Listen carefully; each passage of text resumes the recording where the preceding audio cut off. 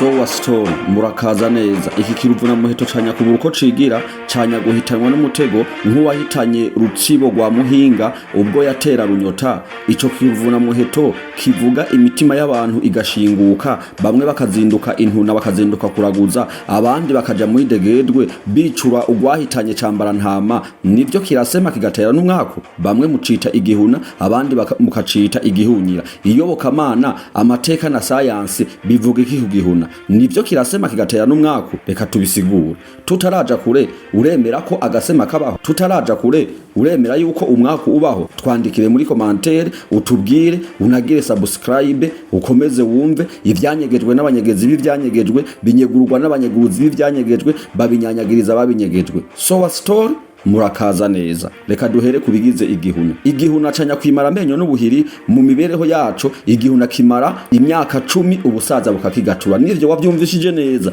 Igihuna ntigishobora kurenza imyaka 10 ubusaza bukakirangiza. Igihuna gihagarika gukura ku myaka 5. Nivyo wavyumvishije neza. Iyo igihuna kimaze imyaka 5 ntigisubira gukura, kiba kirangije. Ku myaka 7 gitangura gutakaza umuvuduko wo kuguruka. Nivyo wavyumvishije neza. Iyo gikwije imyaka 7 no kuvuga kigenda kigabanya umuvuduko cahora gikoresha mu buryo bwo kuguruka, maze cakwiza imyaka 9 ntigisubira kuguruka. Ku myaka 10 hoho ubusaza bukakirangiza, bukagihitana, bukacohereza mwirima. Urakaza neza. Veronique ni umworozi w'ibihuna mu gihugu c'Ubufaransa, akaba n'umushakashatsi ku nyoni. Avuga ko ibihuna biramoko 145. Nivyo wavyumvishije neza. Ibihuna biramoko atandukanye, nkuko abantu baramoko atandukanye. Hakaba abazungu, abarabu, abirabure, hariko bose bakitwa abantu. Uko niko bimeze no kubihuna. No kubihuna bifise amoko atandukanye, yose hamwe akagera ku 145 nkuko bigaragazwa na Veronique, umworozi w'ibihuna mu gihugu c'Ubufaransa. Murakaza neza. Ibihuna kazi biba binini gusumba ibihuna vy'ibihungu, hari byo bita ibihunuhunu. No kuvuga yuko igihuna c'igikobwa bacita igihunyira, maze igihuna c'igihungu bakacita igihunuhunu. Inyito rusangi ikaba ibihuna. Igihuna ku mutaga kikabona ibice 27 kwijana. Nivyo wavyumvishije neza. Ntabwo igihuna ku mutaga gishobora kubona 100 kwijana, ahubwo igihuna ku mutaga kibona ibice bigera ku 27 kwijana, maze mwijoro igihuna kikabona ibice 100 kwijana. Amababa y'igihuna apima santimetero 22, rimwe rigapima santimetero 11, irindi rigapima santimetero 11. Aho kiba gikwije imyaka 5 yo gukura kwacu. Igihuna kiri mu nyoni zihuza ibitsina keshi cyane ugereranije n'izindi nyoni. Kubera iki? Igihuna gihuza ibitsina n'ikindi inshuro 3 ku munsi umwe. Ivyo bivuze yuko ku kwezi kumwe igihuna gishobora guhuza ibitsina n'ikindi inshuro 90, ku mwaka kikabikora inshuro 1080. Nivyo abantu keshi bakora ibitsina bafise intumbero zitandukanye. Keshi kuba ari kuryoherwa, ikindi gihe kuba ari kurondera uruvyaro. Ariko ku gihuna ntabwo ariko bimeze, ahubwo igihuna kibikwa gikeneye kwiryohera. Igihuna gitamagi 5 kikayabundikira imitaga 21. Nivyo wavyumvishije neza. Igihuna kibundikira amagi 5 kigahiga mwijoro, kuko mwijoro ariho gikanura neza. None niki gituma keshi aho igihuna kivugiye mw'ivyo bice hacapfa umuntu canke hagapfa inka? Ku buryo benshi batinya igihuna, kugeraho bamwe bavuga ko gisema kigatera umwako, ndetse kikanakoreshwa n'abarozi.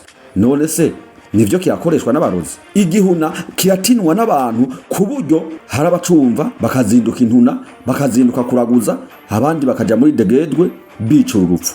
Ivyo byose ni kubera iki? Reka tubivugeko. Sowa Story murakaza neza. Impamvu zituma igihuna keshi aho kivugiye hapfa umuntu nuko igihuna gifise umusemburo witwa hypophyse hamwe n'umusemburo witwa selile secretrice. Nivyo wavyumvishije neza. Iyo misemburo yose uko ari 2 igihuna kirayifise. Mbibutsa yuko uyu musemburo wa hypophyse n'abantu turawuvukana, mugabo ku myaka 3 n'amezi 6 uyu musemburo kaduheramo. Nivyo wavyumvishije neza. Umwana w'uruyoya iyo ariko ararira, maze yaba ariko ararira ukamuhereza utari nyina n'ubundi abandanya kurira, umuhereje n'uyundi abandanya kurira. Mugabo uyu muhereje nyina wiwe uwo mwana asubira kurira. Ese wowe uzi impamvu zibitera? Nuko uyu mwana afise umusemburo wa hypophyse uhita umwumvisha yuko ivyo biganza bimuteruye hari biganza vya nyina wiwe, ariko ivyo abandi ukamutahuza yuko atari biganza vya nyina wiwe. Uko rero niko bimeze ku gihuna. Igihuna gifise uyu musemburo wa hypophyse hamwe n'umusemburo witwa selile secretrice, ufiswe n'igihuna, imbwa, inyanana hamwe n'imfyisi. Iyi misemburo ifasha igihuna gutahura akamoto k'umuntu ari hafi gupfa, kuko akamoto k'umuntu ari hafi gupfa ku gikoko gifise umusemburo wa hypophyse n'umusemburo wa selile secretrice bihita vyumva uko uwo muntu amota, bigatangura kurira. Nivyo wavyumvishije neza. Iyo igihuna kiriko kiravuga kivugira hejuru y'inzu, kiba camaze kumva akamoto k'inka igomba gupfa canke umuntu agomba gupfa, maze igihuna kigatangura kurira. Abantu bumvise igihuna kirize bagatangura gucagiriza yuko kiriko kirabasema, kiriko kirabatera umwako.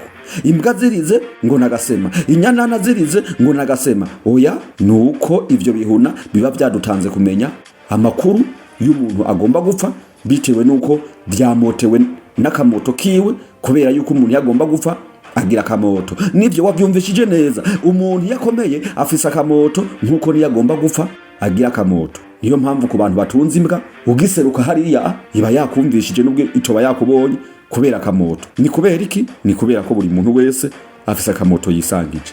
Uko niko n'umuntu yagomba gupfa agira akamoto gatandukanye nako yahora agira gute, nako yahora amota. Nkuko utotanga isazi kumenya ahari umucafu canke isahanuka, niko utotanga kumenya igikoko gifise iyi misemburo ibiri, umusemburo wa hypophyse ndetse n'umusemburo wa selile secretrice, kumenya ahari umuntu agomba gupfa. Bishitse naho abarozi banya kubuko bigira, banya kwimara amenyo n'ubuhiri, banya gusekura amazi abandi basekura isombe, bagakoresha igihuna. Ni nkuko boshobora no gukoresha n'ikindi atari igihuna. Nguko rero huko igihuna bacagiriza yuko gitera umwaku ndetse kigatera n'umukoshi. Kubizera bagakoresha ibitabo nka Bibiliya na Korani. Muri Bibiliya yera havugwa igihuna incuro zigera kuri 3. Mu gitabo c'Abalewi ikigabane ca 11 ku murongo wa 17, no mu gitabo ca Zaburi ikigabane c'2 ku murongo wa 6, no mu gitabo co gusubira mu byagezwe ikigabane ca 14 ku murongo wa 16. Hose havuga igihuna.